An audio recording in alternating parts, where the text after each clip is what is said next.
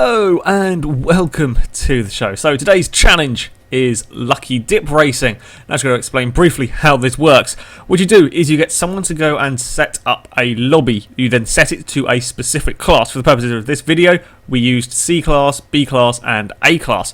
Now when you join a lobby that is already set to a certain class, the game will give you a car at random from the garage. It seems to choose sort of the cars with the lower PI, or at least, yeah, it's it's a bit strange one. With the higher classes, it gives you a lower PI. With the other classes, it just gives you whatever the hell it feels like. The game will give you a random car from the garage. Now, we are going to get everybody to join and then stay in this random car, and then we will go racing with them and see what happens. Now, to make things extra interesting, the grid is on reverse PI, so the cars that should be fastest will be at the back, while the cars that should be slowest will start near the front. Race number 1 was C-Class racing at Tsukuba. I'm not going to go sort of hugely in-depth into every single race because there was sort of 30 minutes or whatever of racing, so it's not quite going to be a versus the community style thing, but you'll get the general idea. And as you can see, there is a wide variety of cars in this shot. There is a Touareg, a Saab 9-3, I think there's an Escort Cosworth, there's a Land Rover, some Eclipses, lots of Eclipses in fact. Yeah, it was it's incredibly good fun. I was just going to say it now, you get some really interesting races. For example, you have a Volkswagen Touareg against a Saab against a Cosworth. That's not a normal sort of race, but it's great fun. You can see there is a Land Rover. The Land Rover did start quite high up on the grid because it's a fairly low PI, but the Land Rover is going to struggle around a track like this because it's a rather big, tall SUV. But as you can see, the first lap was actually amazingly clean. This is actually probably one of the cleanest races I think I've ever been in. As far as I know, there's only one car. I think it was a blue Eclipse. They got a little bit of a nudge off the track. Other than that, this was a really good race. There's a little bit of paint swapping, but that always happens. I was pretty pleased with the car that I was given. I'm driving the Escort Cosworth, that's USC right here, and I am stuck battling with a Lancia that caught me out there. I wasn't expecting him to have a dive there. Yeah, there were some really interesting battles. There were some really interesting races between cars that you wouldn't normally expect to see racing. Now, of course, because all of these cars are stock, each car does kind of have its advantages and its disadvantages. There is also a mix of front-wheel drive, rear-wheel drive and four-wheel drive in this one. So the actual launch was a little bit chaotic. But yeah, there is some really genuinely interesting racing going on because every car has its strengths and its weaknesses. My Escort Cosworth was okay in a straight line. It was pretty good through the corners. The Lancia is fantastic through the corners. I then have a little bit of contact, my bad. For that one in the background, you can see a Touareg is racing with a Cosworth. Not something I was expecting to say at the start of today, but yeah, there's lots of interesting racing going on. As expected, really, the Land Rover did sort of fall towards the back. When you get given the SUV, you're going to struggle, especially when you're given the Land Rover. The Touareg is a little bit different. The Touareg is actually fairly small, fairly compact for an SUV. It's fairly low to the ground, whereas the Range Rover, it isn't. It's absolutely massive, and especially on a track like Tsukuba that is very tight and very twisty. Yeah, it was always going to struggle, but it fended off the field for a few laps, and as you can see, it's still sort of just about there.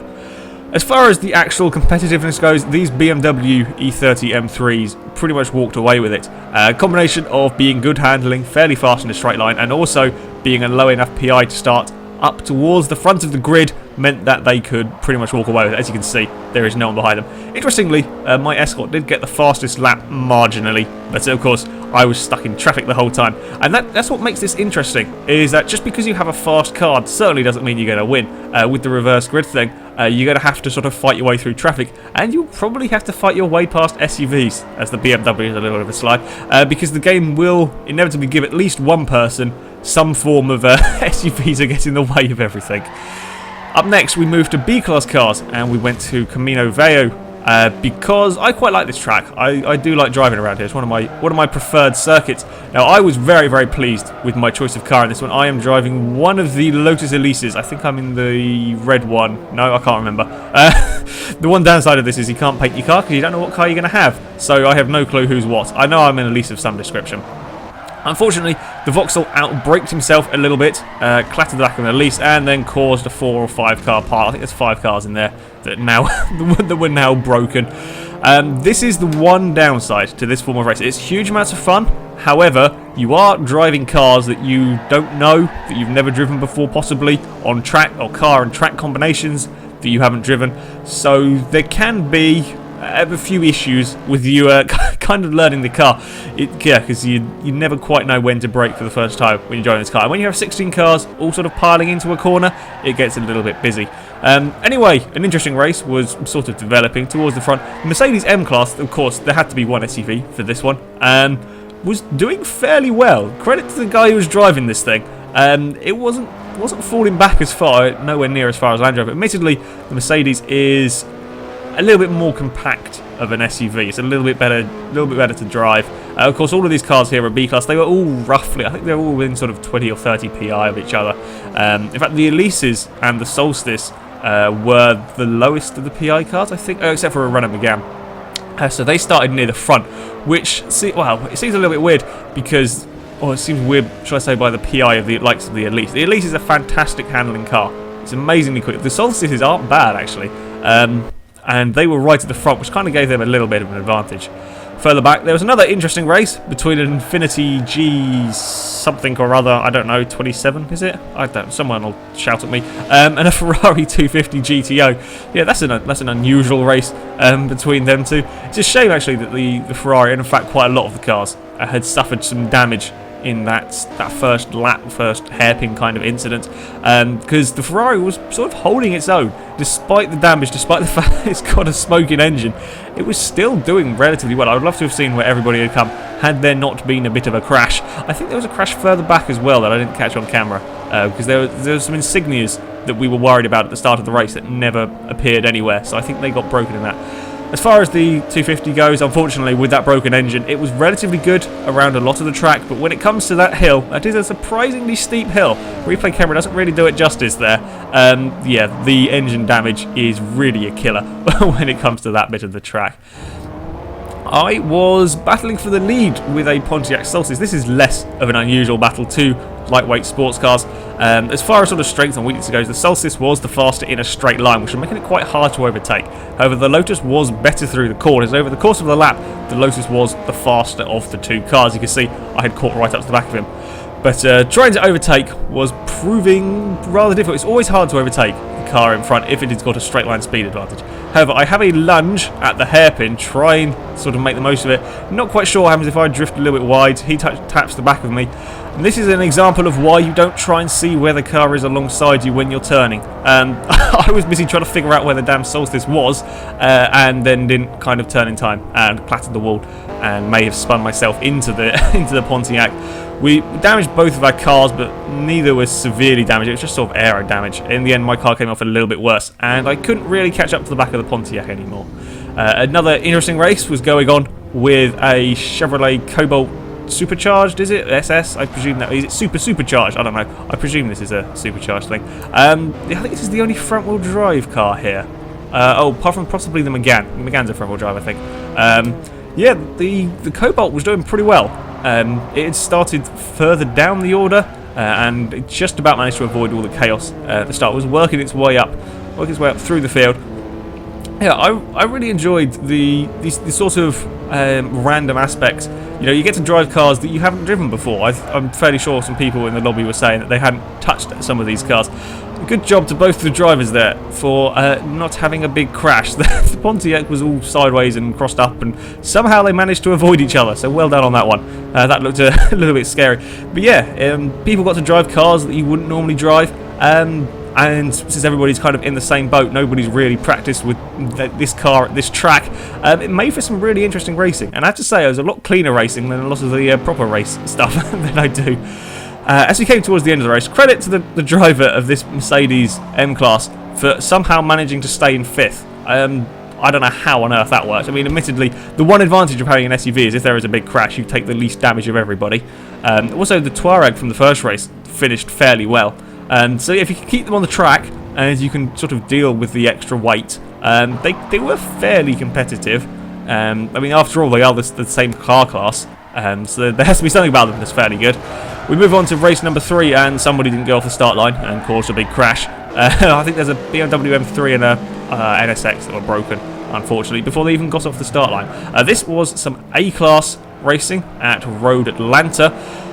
Now, when it came to this one, there were a lot of BMW trucks, or whatever, that caused problems. They were relatively low PI. They didn't start the front row of the grid. Me in the hateful Jaguar and a Nissan 370Z, I think, were on the front row. But, of course, the BMWs are four-wheel drive, which means they got a fantastic launch, as one of them's had a crash in the background, and everybody's rally crossing. So, when it came through the first section of the track, they were in front. And they are not easy to get past. They're also not that easy to drive, I would imagine. Someone in a Shelby Daytona, which I'm very jealous of. Yeah, they were tricky to overtake at the best of times because they are huge. They are fairly difficult to drive. So yeah, we were having problems getting past them in front. You can see a 370Z is fighting its way past. I just about managed to get my way through there. A little bit of a rub. And then we tried to go 4 wide down the straight. That doesn't really kind of did work amazingly. We got through there without any big crashes. Now the one redeeming characteristic of the Jag, it is a terrible car to drive, but it is phenomenally fast in a straight line. Even with a bad exit out of that corner, it is still faster than the Audi, and faster than the BMW, and faster than the AMG Mercs. It is ridiculously quick in a straight line.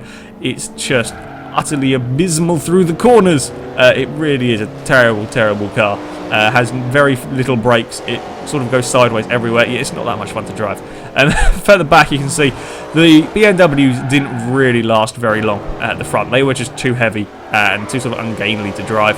But yeah, the 370Z was gone at this point. In front of me, there was a little bit of a coming together, and I run wide as well. That is the one downside to this sort of racing, is that you're going to be inexperienced with the car, or you're probably going to be inexperienced with the car. So yeah, making that judgment on where the braking point is can be a little bit tricky, and a few people you will see made mistakes, including myself, because, oh, this Jag's terrible. No, don't blame the car, it was all my driving.